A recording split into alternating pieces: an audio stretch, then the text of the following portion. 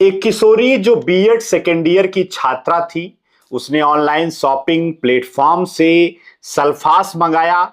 सल्फास मंगाकर उसने उसको खा लिया। खाने के बाद इलाज के दौरान उस किशोरी की मौत हो जाती है। ये घटना सुल्तानपुर जनपद की है। उत्तर प्रदेश के सुल्तानपुर जनपद के कादीपुर थाना क्षेत्र के अंतर्गत घटित हुई है। और इस घटना ने ऑनलाइन शॉपिंग वेबसाइट पर, प्लेटफॉर्म पर, ई कॉमर्स प्लेटफॉर्म पर एक बड़ा प्रश्न चिन्ह खड़ा किया है कि क्या अब ऑनलाइन जहर भी बिक रहा है, उस पर लगाम क्यों नहीं लगाया जा रहा है। जी हाँ, नमस्ते, मेरा नाम है अंजनी तिवारी और आप देख रहे हैं गांव देहात। आज की जो खबर है ये सिर्फ खबर नहीं है, एक सचेत करने वाला वाकया भी है। ये घटना अभिभावकों को, साथ ही साथ ऑनलाइन ई कॉमर्स प्लेटफॉर्म पर भी शिकंजा कसने के लिए एक बड़ी सूचना है। जी हाँ, किस तरीके से अब ऑनलाइन जहर भी आपके घर तक पहुंच रहा है। इन शॉपिंग वेबसाइटों पर, प्लेटफॉर्मों पर के जो नियम हैं, उन नियमों को नजरअंदाज किया जा रहा है और धड़ल्ले से आपके घर तक ये जहर फैलाया जा रहा है। जी हाँ, घटना सुल्तानपुर जनपद के कादीपुर थाना क्षेत्र की है और इस घटना के बारे में आज हम आपको डिटेल में बताएंगे। साथ ही साथ कुछ ऐसे सवाल हैं जिन सवालों का जवाब हम आप पर भी छोड़ेंगे। सबसे पहले घटना की बात करते हैं तो घटना जो है सुल्तानपुर जनपद के कादीपुर थाना क्षेत्र के अंतर्गत मुस्तफाबाद सरैया गांव का है।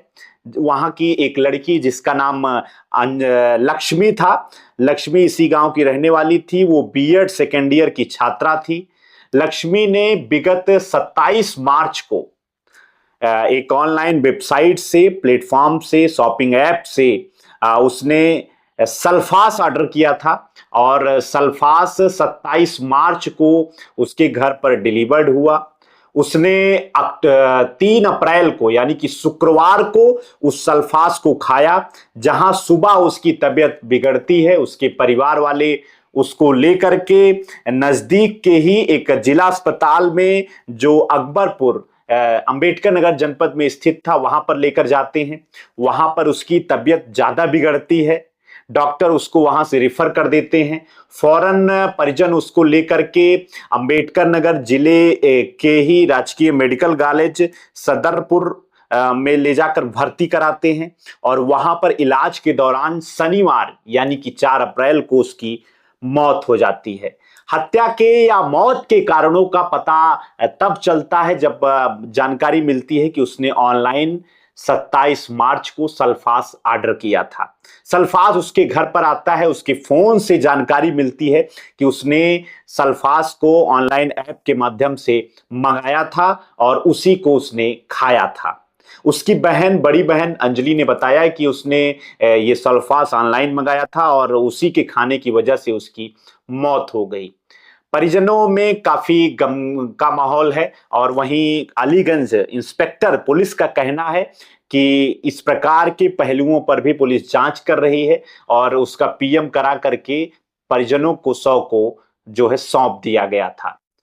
जानकारी के अनुसार ऑनलाइन किस तरीके से सल्फास बिक रहा है, ये भी एक बड़ा प्रश्न है कि क्या जो ऑनलाइन कंपनियां हैं, ई कॉमर्स कंपनियां हैं, जो ऑनलाइन शॉपिंग प्लेटफॉर्म है, इनकी जो कार्यप्रणाली है ये भी शक के दायरे में आई है।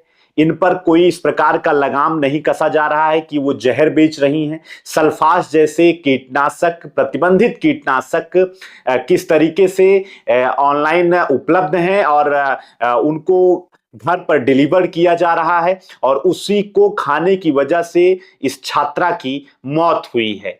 ये एक बड़ा अपने आप में सवाल है। साथ ही साथ ये भी एक बड़ा प्रश्न है, क्या इनकी जो समीक्षा प्रणाली है वो इतनी जटिल नहीं है? इन सब की लिस्टिंग में ये प्रतिबंधित पदार्थ, प्रतिबंधित कीटनाशक शामिल नहीं है।